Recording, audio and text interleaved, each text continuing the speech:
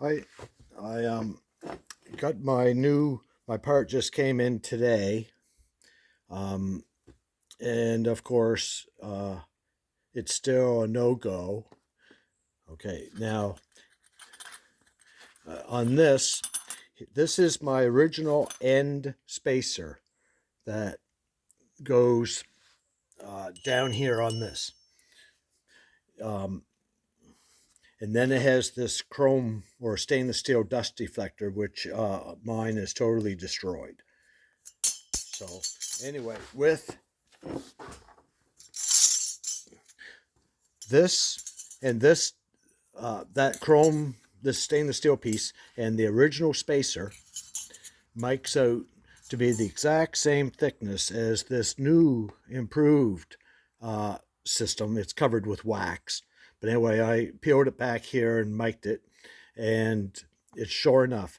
This is the exact thickness of the original spacer and that chrome thing. So that chrome thing is like 18 thou thick. So since you guys might be getting tired of this. I know I am. It's been going on for like a month or more, and it'll be going on for a little bit longer here. But anyway, this center sleeve, this part, wherever it went, one of these in here, both these axles got burnt. Inner bearings went out and it just destroyed everything. So this sleeve was a smidgen longer than this one, so I had a machine shop square it off, but I had no way of measuring. But anyway, this bearing sits in here 40 thou compared to the driver's side of the car, which the beveled edge sticks out a little bit. And this, of course, it's in a little bit, altogether 40 thou. So I made a mistake the first time around and had this one made 20 thou thicker, which wasn't enough. So I went back to the machine shop again. This would be my third time, and I had this thicker one made. This thicker one with a new chrome one of these things would have been exactly right. But since they didn't send me this piece, they sent me a new updated one, which accommodates the spacer and this centrifugal ring, dust deflector, all in one. It's made to fit on the original sleeve, which is too skinny for my sleeve in here being wore. Put my bearing in, and the hub's going to sit in too close. So anyway, here's my brand new part, and it doesn't work. So I thought about it for a minute, and this car, it's only got 60,000 miles on it, but it's 87, so it's like 36 or 30 something years old, and been sitting most of its life. But I figure, okay, I ordered new bearings and a new seal and a new nut for the driver's side. That way, down the road, the back side is done. Both wheel bearings in both wheels.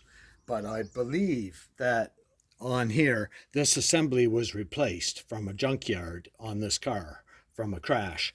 So, but maybe not. Maybe that is original, because some of the work that the previously was done on this car was a little bit shoddy. So there is a chance that it took out a wheel bearing and burnt that axle, and they put new bearings in it and it didn't replace and do a proper job, which caught up on my end. So anyway, just I'm going to take the driver's side apart.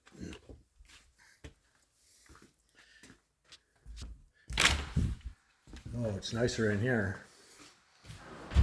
I'm going to pull this off, take it apart, and take this all apart, unhook the axle, and take it apart.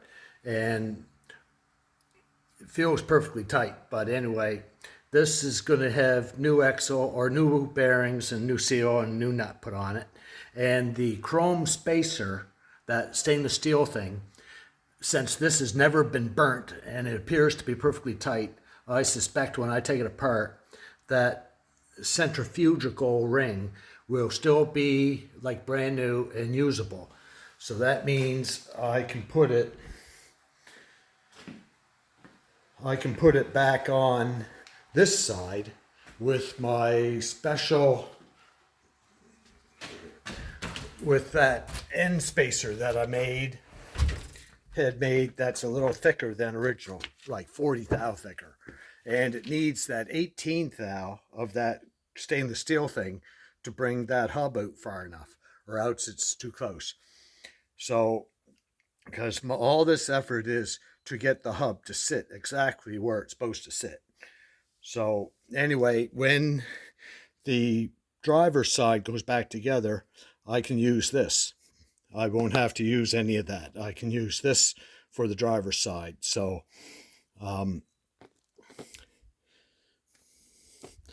and I'll have a good one of these off the driver's side to put on with this spacer here, which is the thickest one I have.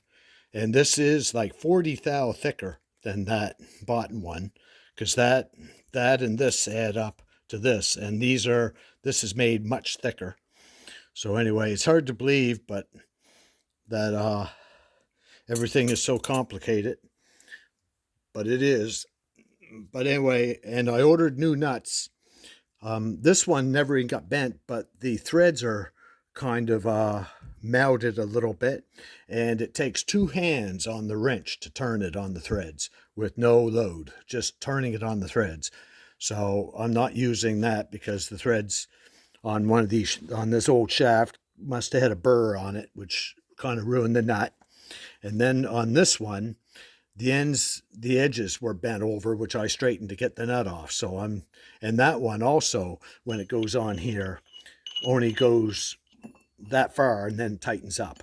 So then it's getting a new nut. So anyway, another week I'll be able to put the driver's side back together. But in the next few days, I'll take the driver's side apart so I can get that stainless steel centrifugal ring and put it with my thicker spacer so I can put this assembly back together. And then by this time next week, I'll have my new wheel bearings and I'll have my driver's sides already apart, or will be, so I'll be able to put that side back together. But I figure I can't feel any play, but unless I unhook the drive axle and give it a spin, I can't hear it spin. I can't spin it because it turns the transmission oil over. So my concern is the inner bearing might be 75% wore out on the driver's side. Maybe this is all par for the car. Maybe these back wheels, maybe that is original, but all I know is it's tight. So therefore, when I take it apart, the axle should be still like brand new, and that centrifugal ring shouldn't be burnt, and the sleeve between the bearings should still be like brand new. So I'm suspecting I'll be able to put both sides back together and everything will be right. But yeah, it's been a bit of a day. I didn't work on the Oldsmobile last night. The mosquitoes came in here, and then today this has kind of kept me a little bit occupied, but I don't think there's any harm in replacing the wheel bearings on the other side. So anyway, see you later. Good night.